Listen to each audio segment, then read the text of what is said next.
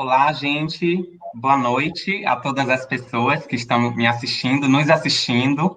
A minha convidada de hoje é a deputada estadual Fabíola Mansum. Deputada, eu queria inicialmente te agradecer por ter aceitado o convite, né?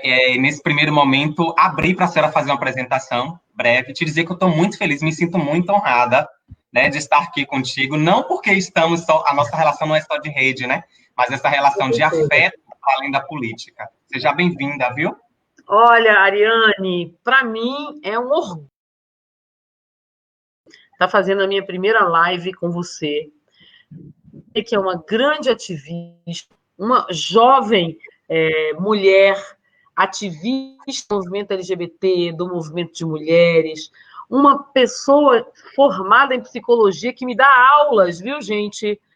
A Ariane vive me ensinando, a gente aprende e ensina uma com a outra. Se eu for ler o currículo de Ariane, gente, mas é bom que a gente diga, Ariane Sena, além de ser psicóloga, a primeira mulher transexual, que a gente gosta de dizer a primeira mulher transexual formada em psicologia, ao mesmo tempo a gente não gosta, né? Porque a gente queria que tivesse milhares de mulheres ou que a comunidade LGBT pudesse estar se formando no ensino superior, para a gente não precisar ter que estar falando a primeira mulher transexual, mas isso é importante. Ariane Sena, primeira mulher transexual formada psicóloga, mas vocês pensam que ela só isso? Não. Ela se formou em Salvador, é a primeira daqui de Salvador. Também ela é mestranda, não apenas ensino completo, mas mestranda no CEAL, que são o Centro de Estudos Afro-Orientais e Orientais. Isso é muito importante porque a Ariane tem sede por saber e temas importantes que dizem respeito à vida dela, né? Mas também dizem respeito à realidade da nossa cidade, uma cidade da diversidade, uma cidade da igualdade, só que nos livros a gente precisa ver essa igualdade, essa diversidade, essa igualdade de direitos, uma cidade dos...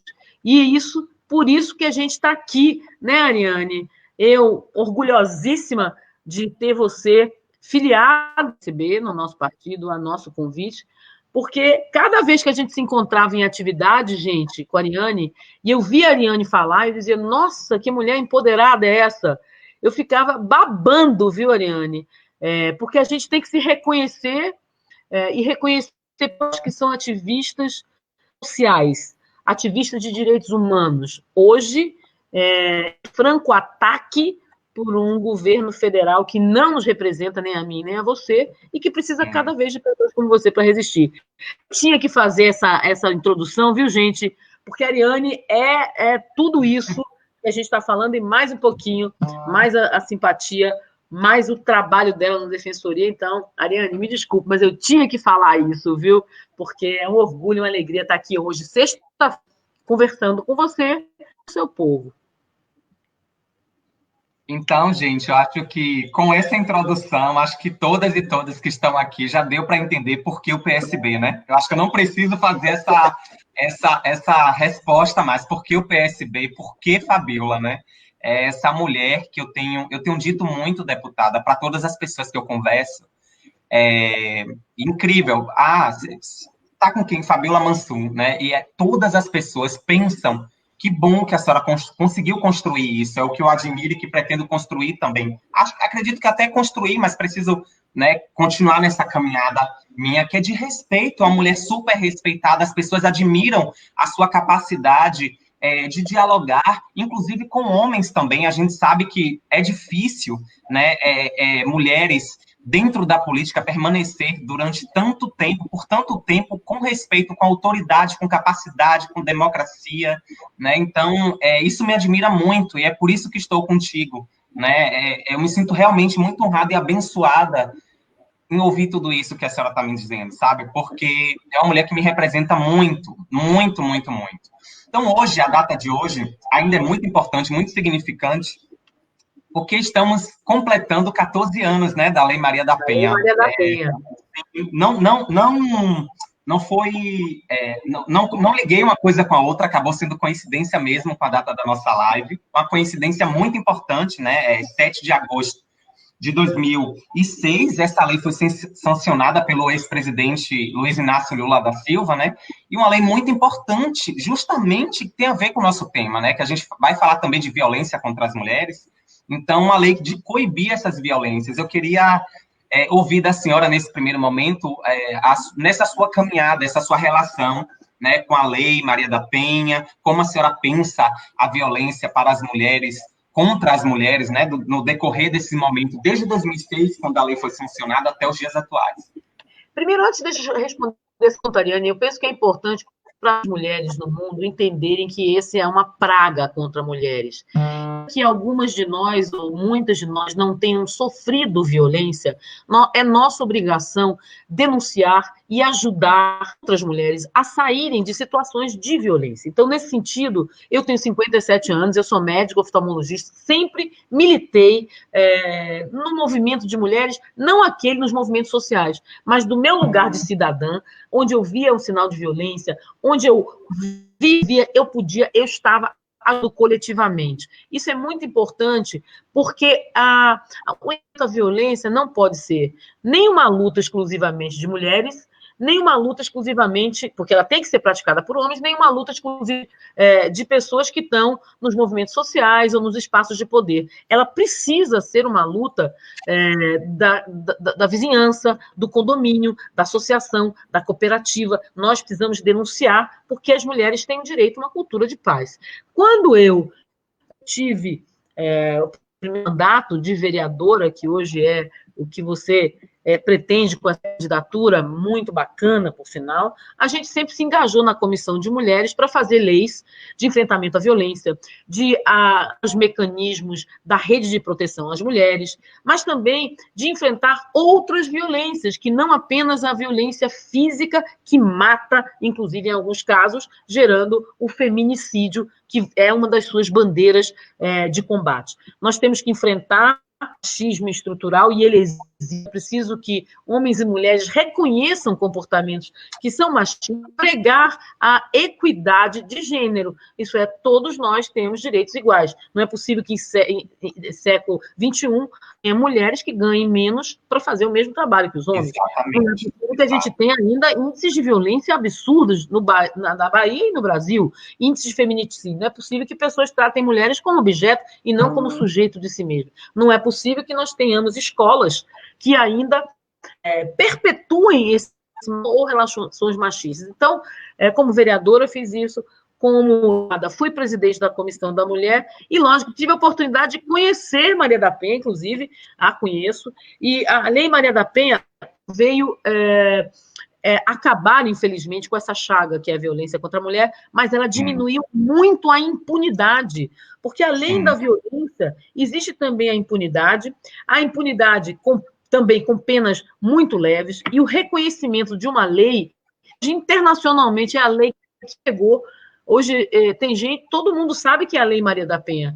É a verdadeira função da lei. Primeiro, coibir. Segundo, estimular denúncias e campanhas. Terceiro, punir exemplarmente. Então, a gente tem que comemorar mesmo, persistentemente, essa lei, que ela sai do papel, porque no Brasil, Ariane, tem muitas leis que estão no papel, mas que o mundo real é bem diferente. Eu acho que essa lei é uma lei que, pelo menos, as pessoas compreenderam, e agora os agressores também. E dela teve todo o desdobramento de coisas da rede de proteção, inclusive a própria Ronda Maria da Penha, rondas, né, que vão proteger mulheres de violência que já estão em medida protetiva, né, para que os seus agressores não se aproximem. A Ronda também teve o novo Maria da Penha. Então, tem um monte de coisa que começou a ter nome Maria da Penha, Ronda, Casas, porque pegou tanto essa lei. Porque a história da Maria da Penha, vítima, e ficou cadeirando das agressões absurdas que sofreu e levantou sua corajosamente por outras mulheres. Então, é isso que a gente tem que fazer enquanto mulher, sabe? Levantar nossas vozes. A gente se importa, nós temos que ter sororidade. Então, eu saúdo esse dia importante, nós duas mulheres aqui, que militamos contra essas violências, você no seu espaço de poder, que está lá, analista técnica da Defensoria, né, na coordenação de direitos humanos, você está dialogando com suas vítimas de violência, e eu, agora, com mandato, onde a Comissão das Mulheres é presidida pelo deputado Olívia. Hoje eu presido a Comissão de Educação, Cultura, Ciência e Tecnologia. Então, a gente tem que celebrar da Penha e tem que exclamar para que todas as pessoas, homens e mulheres, se incorporem a essa luta pelo enfrentamento à violência contra a mulher. Então, exatamente. Eu acho que esse final que a senhora trouxe, que é muito importante, que eu tenho frisado em todas as minhas falas, né?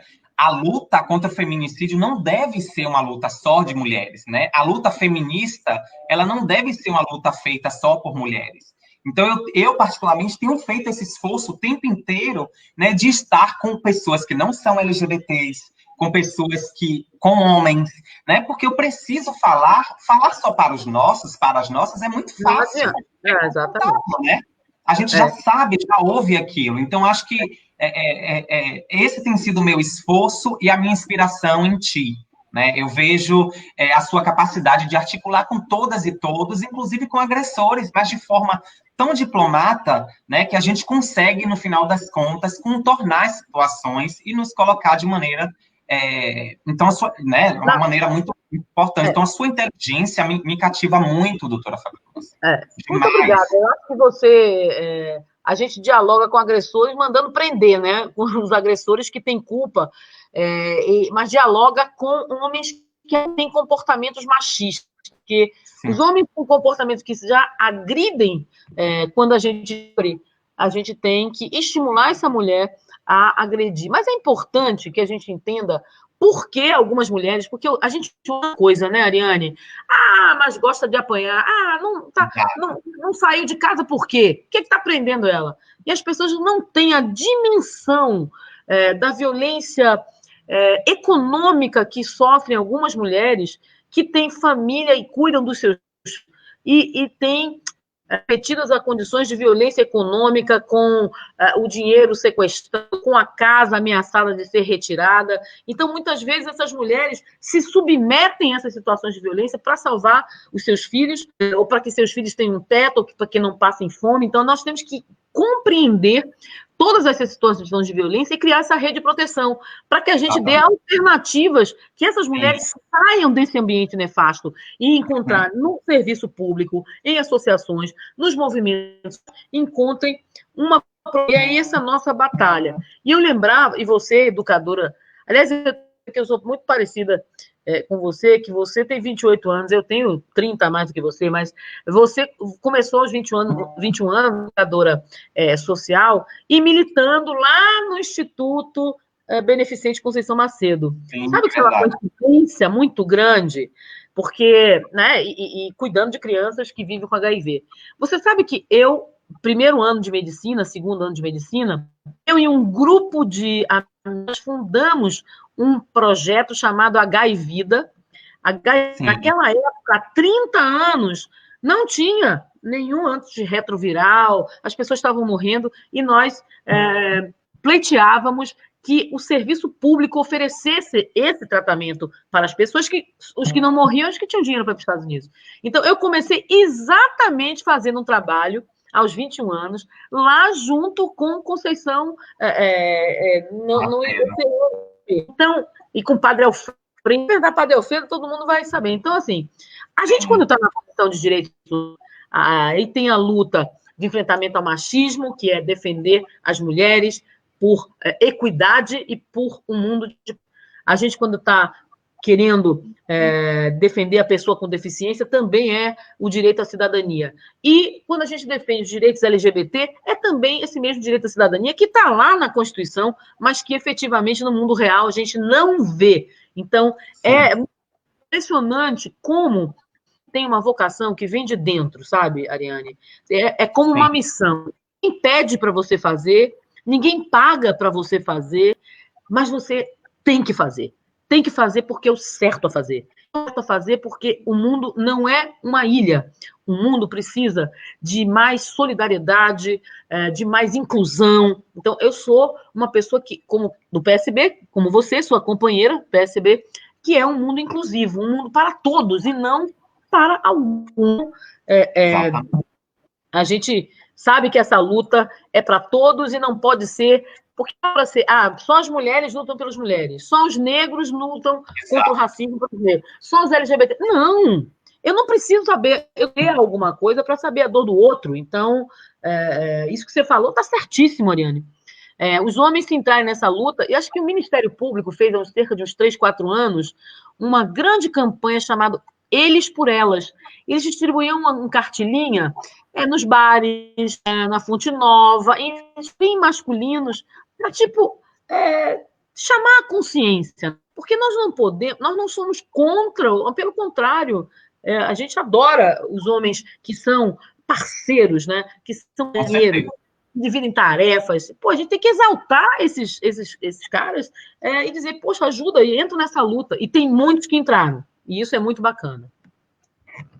Então, a senhora trouxe essa campanha do Ministério Público. Eu até queria trazer, né, já que só para emendar também, para não perder o fio da meada, sobre essa questão da violência contra a mulher, né, mas o tempo de pandemia que a gente está vivendo. Enquanto servidora da Defensoria Pública do Estado da Bahia, né, atuando juntamente com o NUDEM, que é o Núcleo de Defesa da Mulher, e temos percebido, doutora Fabíola, um aumento disparador dos casos de violência doméstica e familiar justamente nesse período. Então, a gente tem redobrado, inclusive, as nossas atenções para que as mulheres possam denunciar por vários canais de atendimento, né? Se não consegue ligar, vai pelo Facebook, né? Se tiver... A gente está tentando da melhor forma possível, porque... E aí eu tenho acompanhado ativistas sociais, mulheres militantes, falando em lives que a casa não é um ambiente seguro. Elas falam assim, a casa não é um ambiente seguro para nós. Né? E aí eu fico pensando, porque aqui eu já vou fazer um gancho para entrar propriamente no nosso tema, que é as mulheres LGBTI+ na política, se elas dizem que a casa, se nós dizemos que a casa não é um ambiente seguro para nós, que é o ambiente privado, a gente sabe que na luta de direito, né, por direito das mulheres, as mulheres têm sempre buscado estar também na esfera pública, porque sempre foi colocado para nós apenas a esfera privada, né, o âmbito doméstico. Então, se esse âmbito não é seguro, imagina a esfera pública, né, estar dentro da política. Então, eu não posso... me sinto muito honrada, mais uma vez, e gratificada e abençoada, e eu desejo que todas as mulheres tentem encontrar nos seus partidos também mecanismos em que possam se sentir mais seguras, porque a política ela é um ambiente hostil para as mulheres, né? Assim como para as mulheres LGBTs, assim como para negros, ou seja, assim como tudo para aquilo que não é homem, branco, heterossexual. Então, esse é um processo que a gente vai fazendo, um passo de formiguinha, né? Eu desejo que todas vocês, mulheres que estejam nos assistindo, tentem encontrar estratégias para se manter dentro desse ambiente, né? Que nada... Então, a senhora, por exemplo, eu vejo que em 2010, né, tenta, né, se eleger enquanto deputada, não é eleita nesse primeiro momento, mas traz uma vitória política, porque a senhora está aqui até hoje, contribuindo, fortalecendo a luta. Depois vem, em seguida, em 2012, já assumindo o mandato de vereadora, então, e está até hoje, né, com a gente, nos ambientes. Eu encontro a deputada Fabíola Mansum em movimentos sociais, dialogando com... Foi assim que eu te conheci. Então, isso é muito importante. Então, eu queria saber da senhora, queria te ouvir um pouco nesse sentido, quais são os caminhos, assim, quais tipos de estratégias que a senhora encontrou, né, para que as mulheres que estejam nos assistindo possam também se inspirar em nós. Assim, a minha ideia é inspirar outras mulheres. Os caminhos, as possibilidades para inclusão e permanência dentro da política que a senhora tem traçado durante todos esses anos. Olha, primeiro eu vou fazer um comentário a respeito da sua primeira fala, que é o aumento realmente de feminicídios. A pandemia dos feminicídios foi o único crime que não diminuiu com o isolamento social, foi o feminicídio, exatamente porque esses homens que já eram agressores, né, mas que passam tempo no seu trabalho, ou fora de casa, ou bebendo, com o isolamento social, passaram a estar em casa 24 horas por dia e efetivamente bebendo e agredindo essas mulheres, que também, com a diminuição da rede de proteção e também com a diminuição, nós temos um problema defendendo a polícia digital nas delegacias especializadas de atendimento. Então, com a diminuição da capacidade de denúncia, né, e com a vida entre quatro paredes, que é onde se dá mais de 70% de todas as violências contra as mulheres, a gente teve um aumento. E por isso algumas campanhas tiveram campanhas para pessoa no comércio fazer um X na mão, para denunciar para o vizinho. Inclusive, foi aprovado até na própria Assembleia Legislativa, de autoria da deputada Ivana, uma lei que obriga até condomínios vizinhos a denunciarem algum local, alguma casa, se perceba violência contra a mulher, exatamente para impedir essa violência cruel. Então, é bom que se diga que a pandemia, que, aliás, é a maior crise sanitária dos últimos tempos, ela gera uma pandemia para a saúde, né? E a gente aqui na Bahia, hoje nós tivemos 3.953 novos casos e 53 óbitos, ainda é um número muito alto de óbitos, nós estamos no pico, mas esse pico muito alto, nós precisamos desse. A Bahia voltou um pouco a estar um estado com aumento, estava estável, voltou a demonstrar aumento, provavelmente pela diminuição da qualidade do isolamento.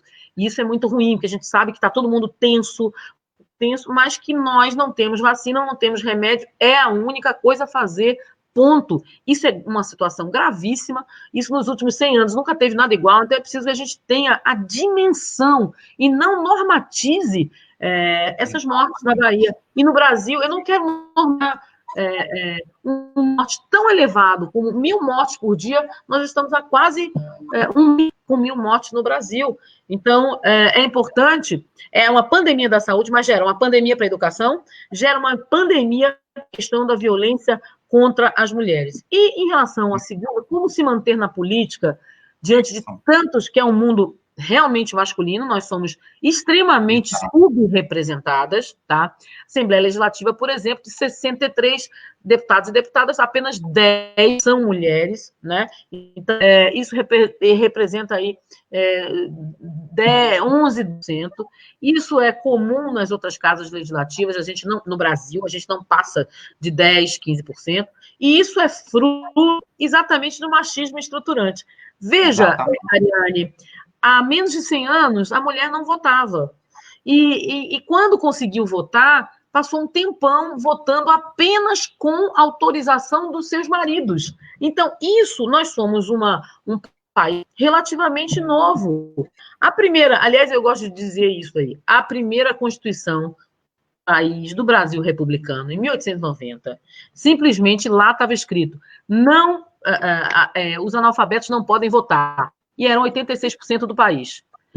Aí sobrava 14%. E dessa história de 14%, diziam, e as mulheres também não. Então, sobrou 6%. Então, imagina, nós estamos numa história que é um machismo que está enraizado, assim como o racismo, né? E a desigualdade.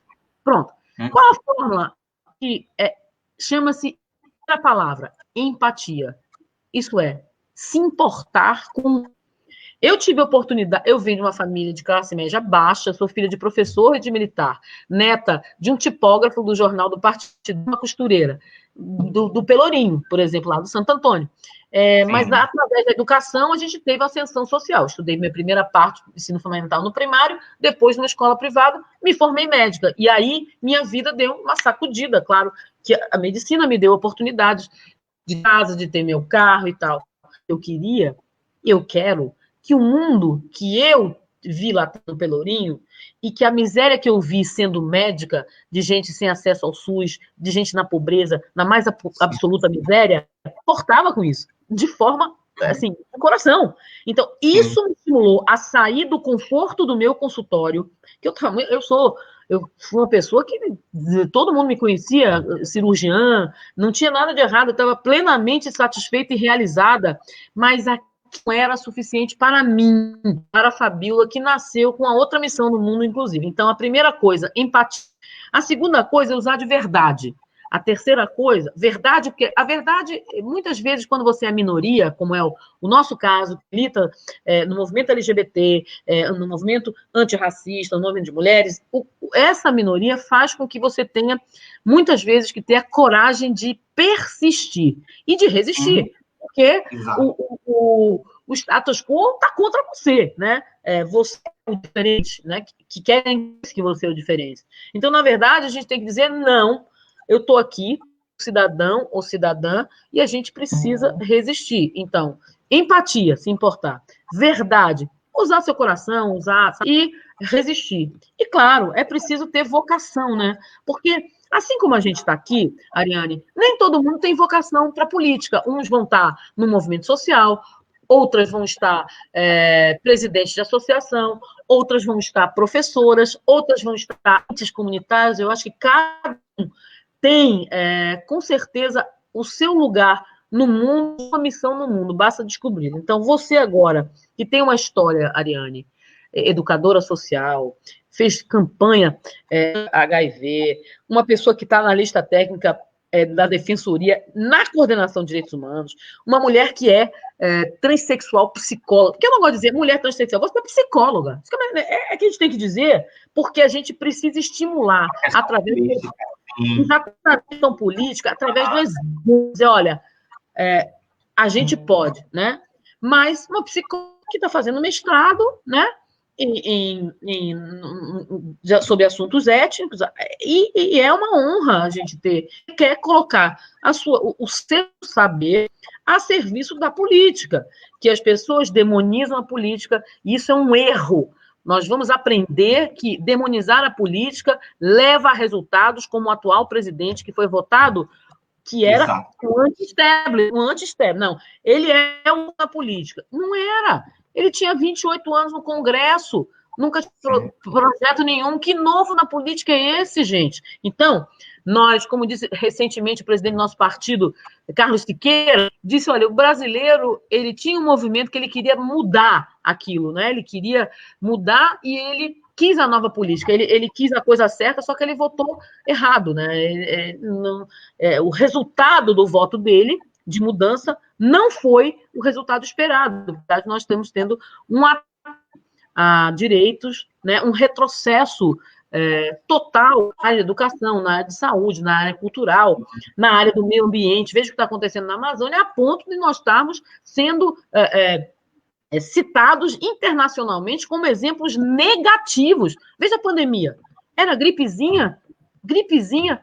Veja o que é dizer, olha, vamos ter 100 mil mortos, mas vamos tocar a vida? Não. Alto lá.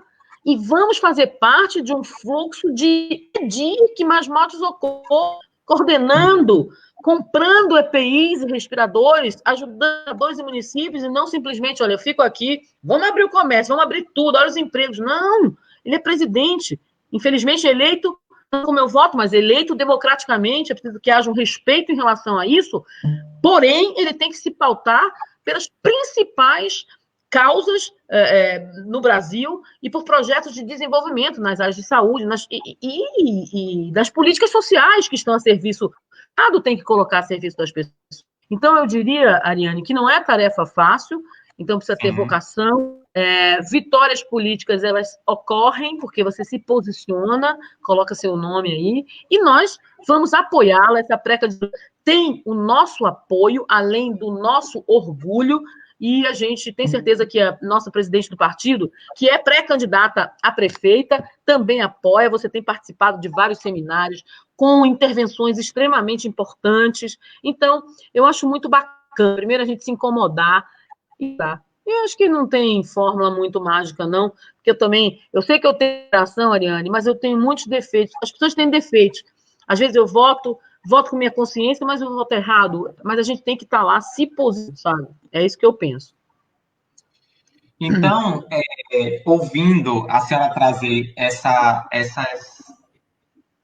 essas qualidades que são necessárias, né, para que possamos nos manter dentro do ambiente político, né, eu fiquei pensando muito também sobre a questão da representação justa, não basta apenas também sermos apenas mulheres, por exemplo, para fazer políticas para as mulheres, né? Eu quero trazer isso aqui porque é preciso também que a gente possa levar esse assunto, senão a gente cai, escorrega, a gente precisa levar com seriedade. Então, o que eu quero dizer? As ciências sociais, por exemplo, deputada, vai trazer dois termos que é muito importante. Um que é a política de ideias e o outro que é a política de representação, né? A política de ideias, que é justamente o conteúdo, ou seja, precisamos adentrarmos no espaço político, mas termos o que traçado, bem definido, o que fez a gente estar ali. Quais são as causas que fazem a gente estar ali, né? E para quê? Que realidade a gente quer transformar?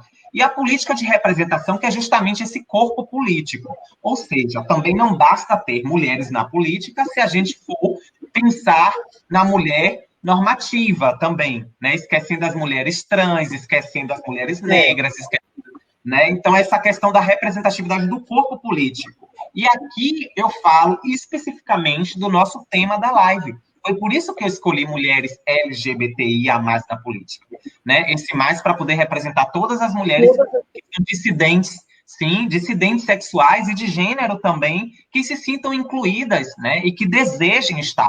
Então, essa live, ela tem esse potencial, esse desejo, ao menos, muito disso, de inspirar e de colocar esse jogo aberto, né? Que não é fácil, mas que é possível e que é preciso a gente estar. Então, algo também que, para além dessa questão da representatividade, deputada, que sempre me move, que eu me pego refletindo, é que a luta, ela jamais deve ser individual. Ela deve ser coletiva. E aí, repito, mais uma vez, vendo sempre, observando a senhora se colocando nos espaços a partir dessa coletividade, né? A sua relação com os movimentos sociais é algo que me fez cativar muito.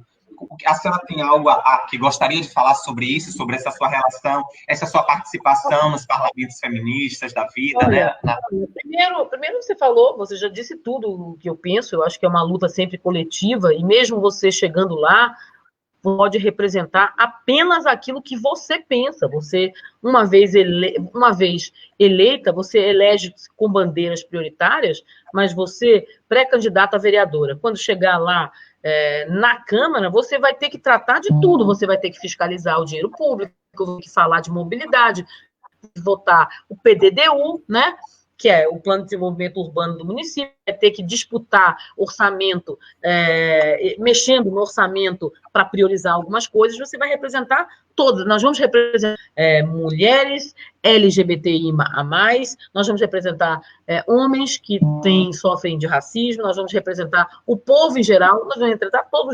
O que eu digo, a representatividade, ela é uma coisa que precisa ser levada muito a sério. Primeiro, Sim. a gente tem as prioritárias, mas existem as pautas que são genéricas. Qual a cidade que a gente quer?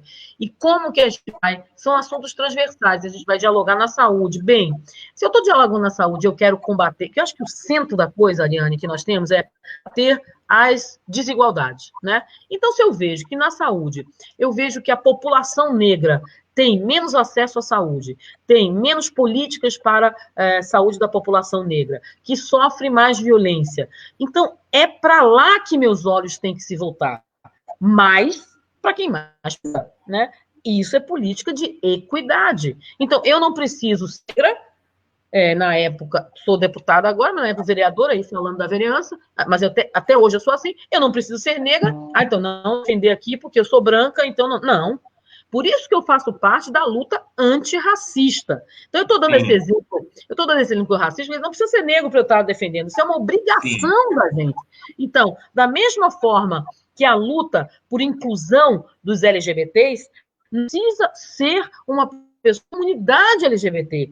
Você pode ser heteronormativo e estar atento aos crimes homofóbicos que estão, LGBTfóbicos que estão acontecendo, a falta de oportunidades no trabalho que está acontecendo. Isso, você tem que se importar com essas pautas. Da mesma maneira que eu posso ter uma determinada religião, eu sou católica, mas eu tenho que me incomodar se houve um ataque a um terreiro de candomblé ou a um templo de uma igreja evangélica, porque o Estado é laico, né?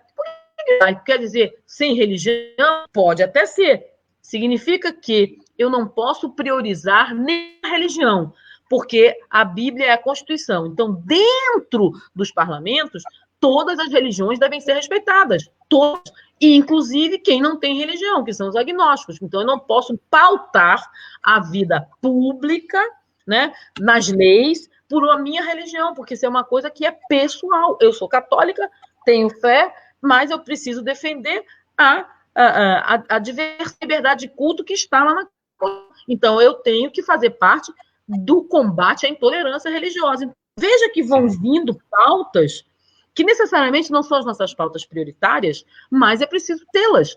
E o que a gente vê no mundo, então, essa coisa das pautas coletivas, então claro que você não pode, eu não posso achar que eu, uma mulher não negra, tenho a mesma legitimidade de falar do que uma mulher negra. Claro que não, mas é me solidarizando e me incorporando a essa luta, tendo empatia pela dor que é de sofrer racismo, de ter sido oportunizado ao longo de 200 anos, né? A gente tem que ajudar, reconhecendo que a gente não... Então, é uma luta, o mandato é representativo. Não quer dizer, sem me estender muito, porque eu adoro falar, né? A gente fica batendo papo, e quando eu converso com a Ariane, gente, são horas. Se for, então, 10 horas da noite, é uma coisa que demora, termina meia-noite. É necessário, conversas necessárias. O que acontece? Quando alguém vai para um mandato coletivo, não quer dizer uma democracia representativa, mas é preciso que isso dialogue com os movimentos sociais, isso se chama democracia participativa, com a sociedade organizada, com os cidadãos, porque você tem que representar pautas. Você não pode representar que aliás tem um bando de gente que representa a si mesmo, que dá emprego para toda a família, e esses devem ser banidos de política, porque são esses que efetivamente tornam a política, causam negativo para a política. Então, a gente tem que também respeitar quem está nos sindicatos, nas associações, nos movimentos sociais, e representar esses anseios. Por exemplo, eu sou presidente da Comissão da Educação, a pauta da educação. Eu vou chegar lá e dizer apenas o que eu penso? Não. Eu vou dialogar com a PLB sindicato, eu vou dialogar com a comunidade estudantil, eu vou dialogar com o executivo para formatar um pensamento do que eu vou defender. Então, eu penso que é uma mescla entre você representar a responsabilidade de representar com a importância e a necessidade de ouvir. Porque sem isso, certo, há um distanciamento da política das ruas, que foi o que aconteceu em 2013, cujos reflexos, infelizmente, no pensamento certo das pessoas, mas com a pessoa errada que hoje está aí, que é o presidente. Né?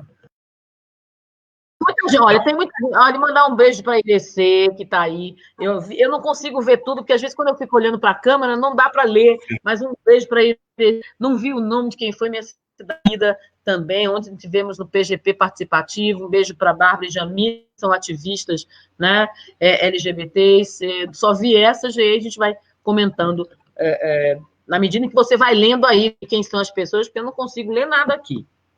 Sim, Elisângela Barbosa, Helder, Vitor Cantuá, né, do nosso partido também. Vitor é um grande militante, viu? Ajuda demais a gente. Abraço, Vitor. Sobre essa questão da representatividade e de mulheres na política, né? Aqui lá vai eu fazer a defesa mesmo do porquê mais mulheres na política, né? Porque, Ariane, você fala tanto, enfatiza a necessidade de mulheres na política. Ora, porque nós não merecemos, né? Não dá para que não é possível que continuemos sendo subrepresentadas, mas não apenas subrepresentadas em corpos, mas as nossas pautas, né? Para que a gente possa, por exemplo, avançar na violência doméstica e familiar, avançar na desigualdade salarial, da divisão sexual, né? A gente precisa de mais mulheres na política, de mais mulheres no poder para poder pautar, colocar, né? E entrar na disputa, que a política também é essa disputa de narrativa, né?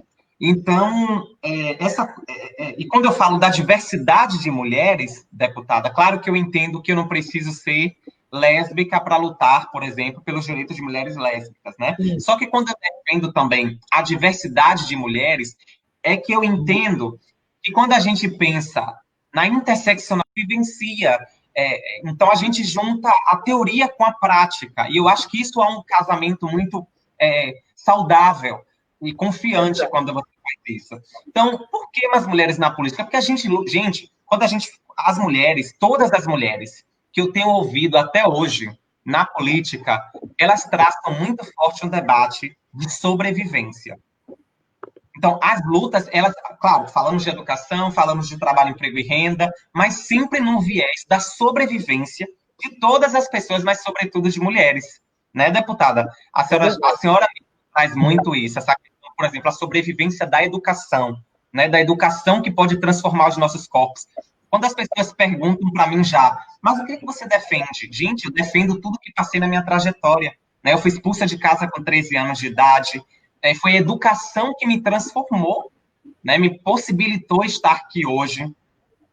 Defendo a questão do direito ao trabalho, emprego e renda, porque eu tive que viver dos 13 aos 17 anos na prostituição, e eu entendo que mulheres trans e travestis não devem viver só de prostituição, né? Vivem aquelas, deve ser opção, mas não obrigação, né? A Associação Nacional de Travestis e Transsexuais vai dizer, por exemplo, que 90% das travestis estão na prostituição. A gente vive em um país que mais mata travestis e transexuais no mundo. Então, eu preciso pautar também essas relações de gênero por sobrevivência. E eu percebo que esse é um processo que não é só eu, Ariane Sena, por ser mulher trans, que faço. Se eu me coloco, é porque eu sinto a necessidade do esvaziamento e a necessidade de me colocar, né? Já que é um espaço de briga, de disputa de narrativa, para que a gente possa conquistar nossos direitos. Mas é claro que o meu desejo é vivenciar uma sociedade mais justa e igualitária, onde todas as pessoas possam ter esses direitos garantidos, né? Educação, trabalho, direito ao nome. Gente, a gente estava lutando, ainda luta, se debruça, né? Então, direito à vida. A gente vive nesse país que mais mata travestis e transexuais no mundo. E amanhã eu faço 29 anos de idade. Eu fico, meu Deus, eu fico com 35. Né? Eu passo... Né, que passa, então, deputada, eu queria ouvir um pouco. Olha, o que você falou, essa coisa. Tem. Ficou um pouco ruim seu som. Não sei se você está me ouvindo. Está me ouvindo?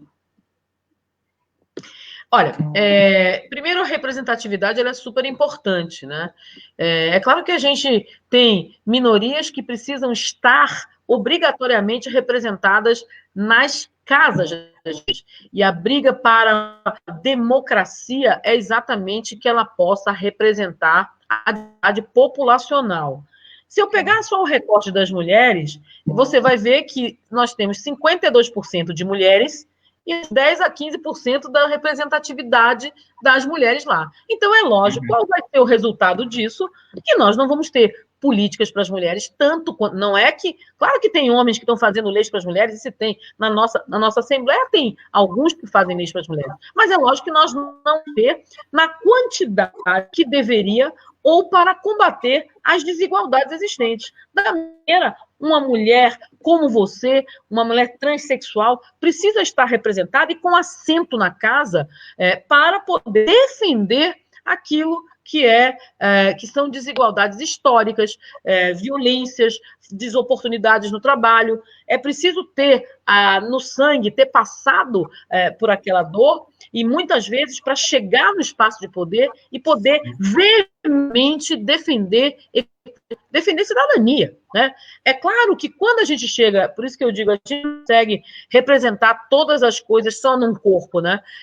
Mas a gente tenta. Então, a gente quer representar prioritariamente algumas bandeiras e transversalmente outras bandeiras, todas ligadas à promoção da igualdade e da cidadania, que em geral, as pessoas progressistas e de esquerda, claro que isso não deveria ser uma pauta só de esquerda, mas ela, em geral, ela está mais nas pessoas progressistas, porque outras pessoas, ao poder, vão defender outras causas.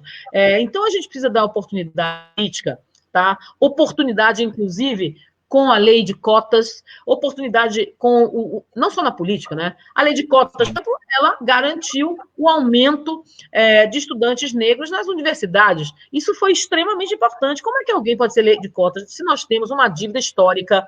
E aí dizer meritocracia? Que meritocracia? Se quando uma criança nasce numa periferia de um bairro negra, que não tem a escola pública ou a creche início, claro que não vai ter a mesma chance de ter meritocracia, porque meritocracia ela não aparece por acaso, ela aparece fruto de uma educação de qualidade transformadora, onde tem escolas estruturadas e não estruturadas, com professores valorizados, e uma escola que ela transcenda pontes para o futuro, uma escola preparada com inclusão digital, com computadores, com os teatros, com os espaços. Então, eu não posso chegar e simplesmente, não, meritocracia. Não. Se o Estado for incapaz de educação básica universal, vamos dizer assim, mas não é, porque não é universalizada a qualidade da educação. Existem disparidades homéricas. Se eu for colocar no ensino médio, por exemplo, a maior parte dos estudantes que evadem da escola são estudantes negros, são estudantes de baixa renda. Por quê? Tem que ajudar suas famílias, tem que sair da escola, se desinteressam, são cooptados pelas drogas. Então, nós temos que ter a representatividade, como é importante ter uma mulher transexual lá dentro da Salvador, não apenas para representar a pauta LGBT, mas também para representar, e com muita legitimidade, esta pauta que fica invisibilizada por uma Câmara, muitas vezes retrógrada, e que tenta calar as nossas vozes. E aí é preciso ter legitimidade para levantar, pegar o microfone e defender. E não raro, quando a gente defende, as pessoas... A gente pode até não conseguir passar projetos, mas a gente defende um discurso também para representar. Esse discurso para representar, às vezes não gera projetos específicos, mas geram, pelo menos, bloqueio de coisas absurdas, preconceituosas, que tentam, muitas vezes, as casas legislativas, que as pessoas, muitas vezes, cobram. Poxa, Fábio, eu, como vereadora de Salvador, eu fui autora do projeto do Centro de Referência LGBT em Salvador, por exemplo. Aquilo ali eu fui, água mole em pedra dura, e até que saiu. Né? A gente pautas, como o CPDD LGBT, que está com um probleminha aí, foi suspenso, prestação de contas ou não, nós vamos pautar, eu e você, vamos pautar lá o secretário, a gente se importa, porque acha que tem que ter uma noção de direito de defesa da comunidade LGBT. Então, quando a gente pega essas pautas, a gente pega elas e visibiliza. Né? Nós estamos no mês de agosto, né? 29 é o dia da visibilidade lésbica, então são pautas que têm que ser visibilizadas. E aí, a gente que tem isso daí. Da mesma maneira de mulheres. Hoje, qual é a maior política de inclusão para as mulheres que a gente pode entender? Creche. Hoje, mulheres não têm oportunidade de educação, porque, primeiro, tem índice de gravidez na adolescência, as mulheres negras periféricas. E aí não tem com quem deixar seus filhos e, portanto, abrem mão das escolas. Né? Da mesma maneira que a gente tem pessoas trans e travestis que saem de suas famílias porque não há preconceito na família, ela não consegue lidar com isso, né? E aí, livrar de uma situação de violência, de opressão, e uma pessoa larga a escola, larga a família para viver pelo menos livre, né? Livre de violência, viver um pouco em paz, mesmo que seja em situação de vulnerabilidade, como são as ruas. Então, nós temos que criar oportunidades para vencer o preconceito, a discriminação e levar a cidadania para todos. Não é uma coisa prevista na Constituição. Não tem nada de novo na gente. Mas, infelizmente, e sobretudo agora, pessoas trazem suas pautas individuais para o mundo da política. Não pode. Por exemplo, aconteceu com a campanha da Natura Itami Miranda, onde já se viu alguém... Olha, e ali vários pais... Você está falando de representatividade, eu também estou falando... A Natura, ela tentou colocar ali vários pais de vários segmentos, assim como nós somos... Nós mulheres, nós negra, mulher rural, urbana. Então, Itami Miranda. Agora, as pessoas se irritam tanto com Itami Miranda, como eu vi uma youtuber falar, mas quem se irrita com um latino cantor que tem 11 filhos e só paga pensão para 5 filhos porque tem dinheiro. Então, será que deveria substituir Itami Miranda por latino? É isso mesmo que é a representatividade? Então, é importante entender e respeitar diferenças, porque o Brasil é diverso, graças a Deus. O Brasil não é feito de robôs que pensam igual ou que seguem uma determinada carreira, porque o ser humano ele é diverso, a riqueza do ser humano. É um debate. Por isso que eu falo que é um debate necessário, né? Ariane, mas é importante falar de tudo, sim, mas nos colocar essa questão de sobrevivência é igual a cartilha, deputada. Não sei, não me lembro se a senhora, não me recordo agora, se a senhora estava presente na sessão na aba da Defensoria sobre a abordagem. Então, foi lá que eu te vi você fazer uma discursão daquele? Exatamente. E aí é que é tantos espaços de luta, tantas, né? E aí isso acontece muito similarmente com o que a senhora está trazendo com a questão de Tami, né? A gente fala na cartilha sobre abordagem policial, então a gente pauta a questão do racismo, a gente pauta a questão do feminicídio, de quem aborda quem, mas um trecho da cartilha, né, que eu pensei junto com a doutora Lívia, que é a minha doutora Lívia Almeida, que é a minha chefa, né, sobre como se deve abordar as pessoas trans, aquilo foi o alvo de crítica da cartilha. Então, é sobre isso, né? Tem muita coisa na cartilha, mas um trecho pequeno, muito pequeno, porque não, né? E aquilo que incomodou e gerou todo aquele debate. Então, é sobre isso, gente. Não é vitimismo, não é mimimi, é necessidade de respeito. A gente está buscando, nós mulheres, e trans e travestis, né? Também as mulheres trans e travestis, é respeito o tempo inteiro. E não dá para a gente ser respeitado se a gente não está nos espaços. Exatamente. Né? A gente não solta a voz contra as discriminações. Eu quero aqui aproveitar e saudar Lívia, a Defensoria, que faz um excepcional e fez uma cartilha esclarecedora para o cidadão dos seus direitos, para aquilo que está definido legalmente. Que é claro que a nossa PM tem uma competência, mas é preciso reconhecer também que existem algumas abordagens extremamente abusivas. E quando a Defensoria faz isso, eu estou falando da cartilha como um todo, já chego nesse pedaço. É muito bacana, porque a Defensoria tem o papel de ter campanhas para dizer, olha, é o direito, e se esses direitos forem abusados, então a Defensoria está aqui para te defender. E no que diz respeito, qualquer coisa, Ariane, que tenha direito LGBT, hoje no mundo reacionário. Porque reacionário é aquele que quer é um violento que quer impor determinados costumes, né, determinados modos às outras pessoas. E isso não pode. Então, eu acho que a gente precisa ter vozes contra o preconceito em todo momento, contra a discriminação. E não precisa estar na tribuna, mas é importante a representatividade. E eu tenho certeza que você, pré-candidata a com esse sonho bacana, preparadíssima, tenho visto suas intervenções, nessa audiência mesmo fez uma fala muito colocada, muito consciente, e eu tenho certeza que precisa de uma voz como você na Câmara. E é preciso também, que às vezes há muita competição no mundo da política, né? Então, todo mundo tenta chegar lá e às vezes ninguém chega, né? Então, eu acho que essa representatividade da coletividade, diz, olha, vamos colocar a Ariane lá, que representa as nossas pautas, representa também lutas pelas minorias, e é colocada, ela tem um perfil que de vontade, de empatia, do trabalho, da experiência, né? Porque não adianta também a pessoa querer estar na política e não tem história nenhuma. A pessoa pode até se eleger, como muitas se elegem. Mas eu acho que o que a gente deseja, o que o Brasil fez, é pessoas com histórias, trabalho, com compromisso, com credibilidade, possam chegar nas casas legislativas para legislar.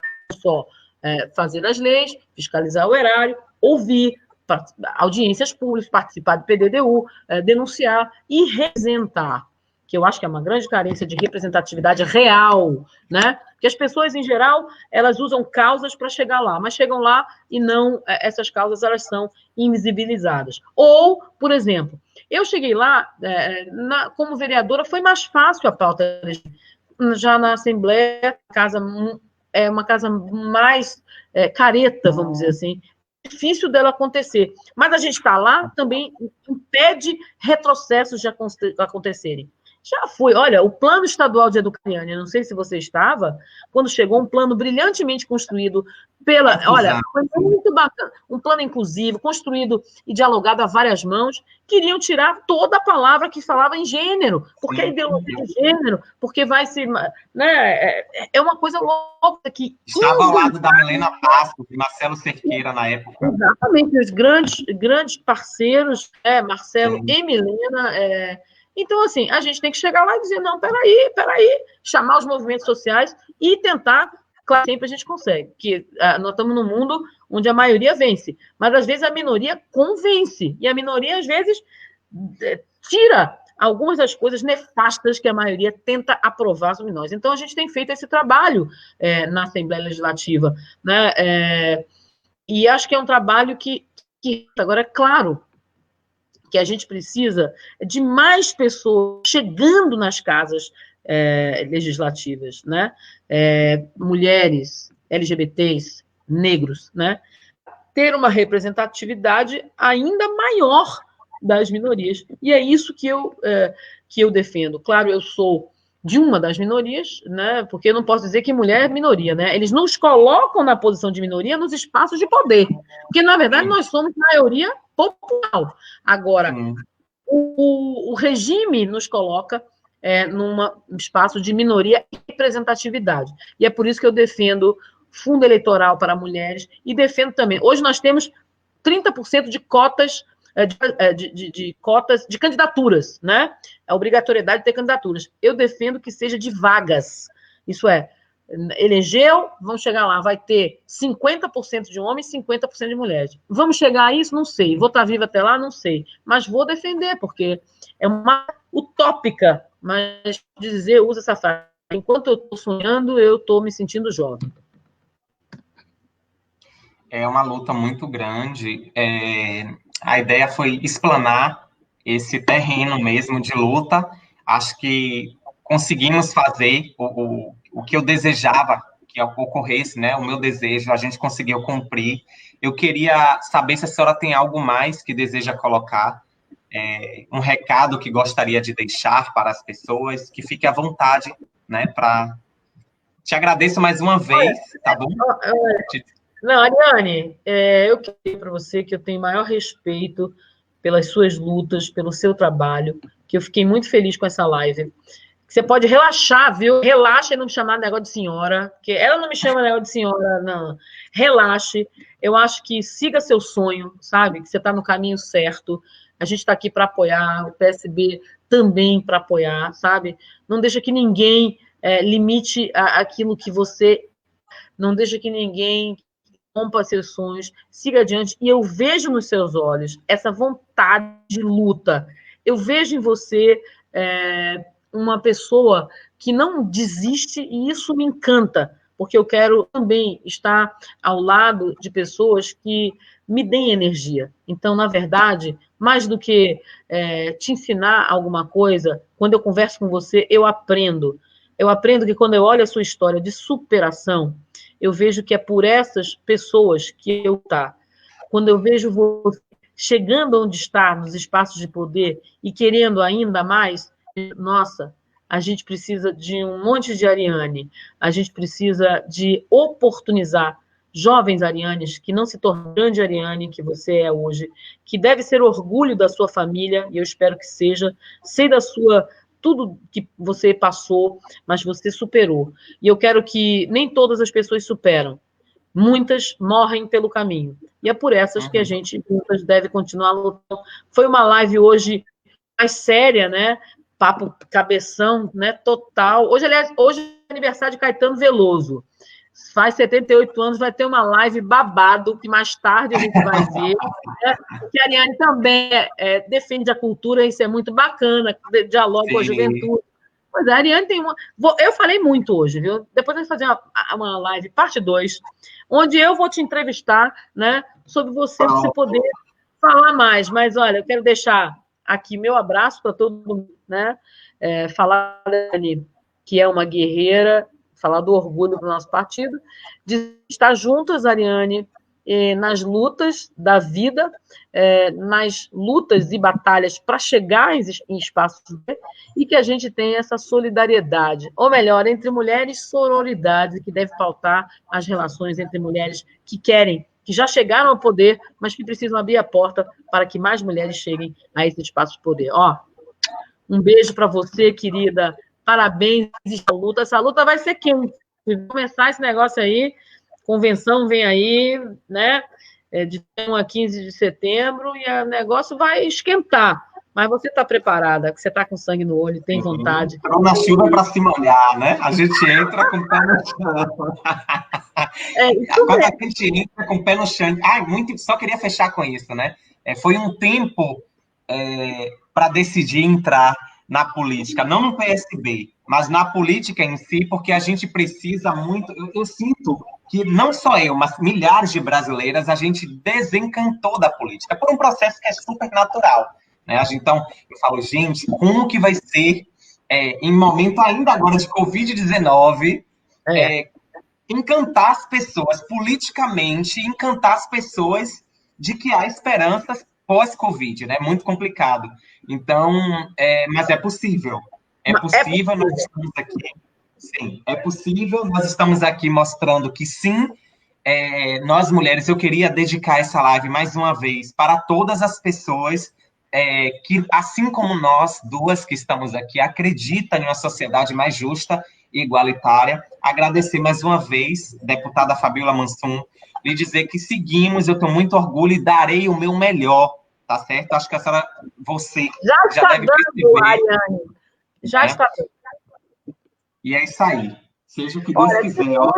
Se cuidem. Olha, aproveitar aí para todos os pais, né? Ou pães, né? Ou mães que são um bom domingo e se cuidem aí, saúde, olha, isolamento, se cuidar, máscara, tudo que seja, mas é que precisa a gente reforçar, porque para a gente superar, é preciso a gente ter consciência cívica de que para a gente superar, a gente só sai.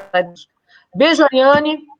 Beijo. E até a próxima live, viu? Gratidão, até. Vai rolar. Tchau. Tchau.